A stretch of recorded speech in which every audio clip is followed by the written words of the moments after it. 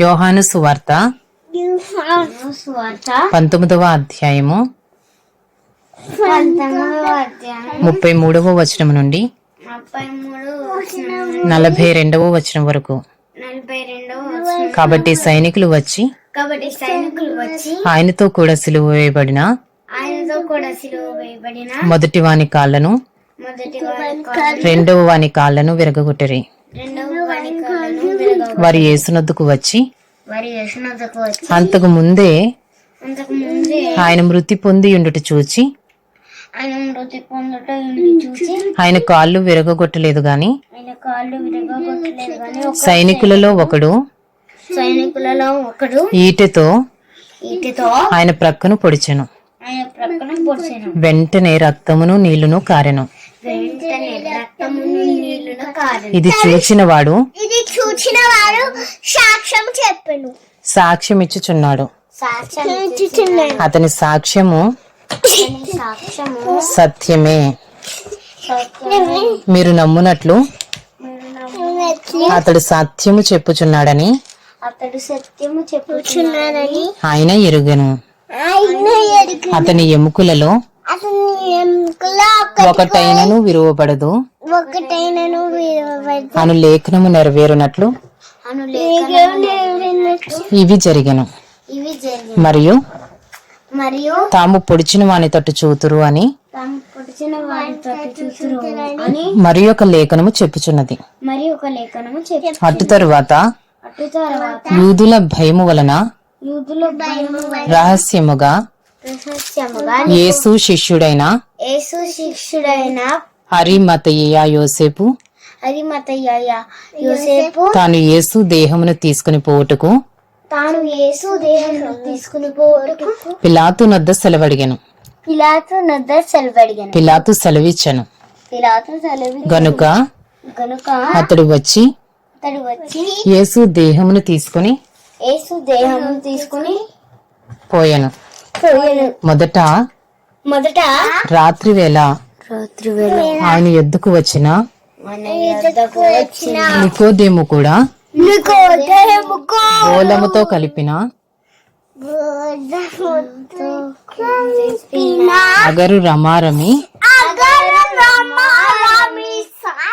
150 సేర్ల ఎత్తు తెచ్చను. అంతట వారు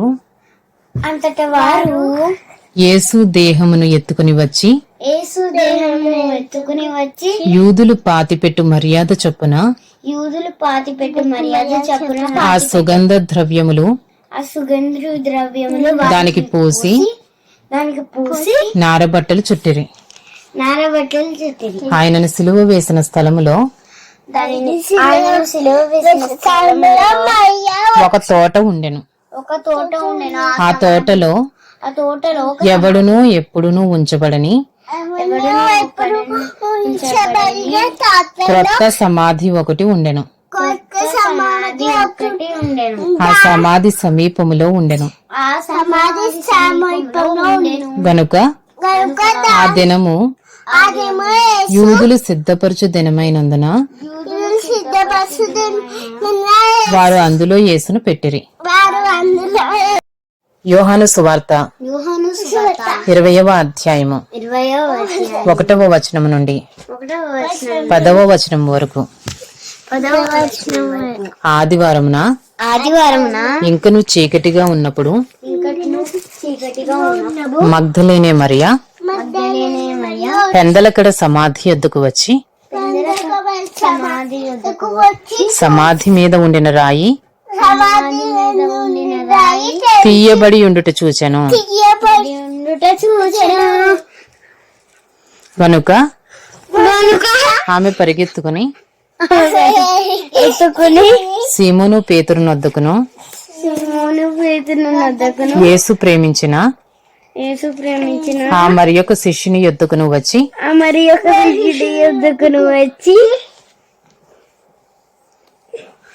ప్రభువును సమాధిలో నుండి ఎత్తుకుని పోయిరి.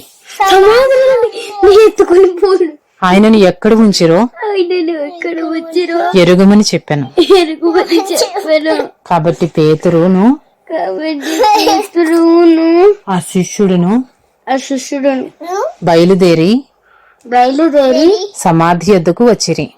సమాధి యొద్దకు వచ్చిరి. వారిద్దరును కూడి పరిగెత్తుచుండగా వారిద్దరును కూడి పరిగెత్తుచుండగా ఆ శిష్యుడు ఆ శిష్యుడు పేతురు కంటే త్వరగా పరిగెత్తి పేతురు కంటే త్వరగా పరిగెత్తి ముందుగా సమాధి యొద్దకు వచ్చి ముందుగా సమాధి యొద్దకు వచ్చి వంగి వంగి నారబట్టలు పడియుండుట చూచెను. నారబట్టలు పడి ఉండటం చూచెను. కాని కానీ అతడు సమాధిలో ప్రవేశింపలేదు.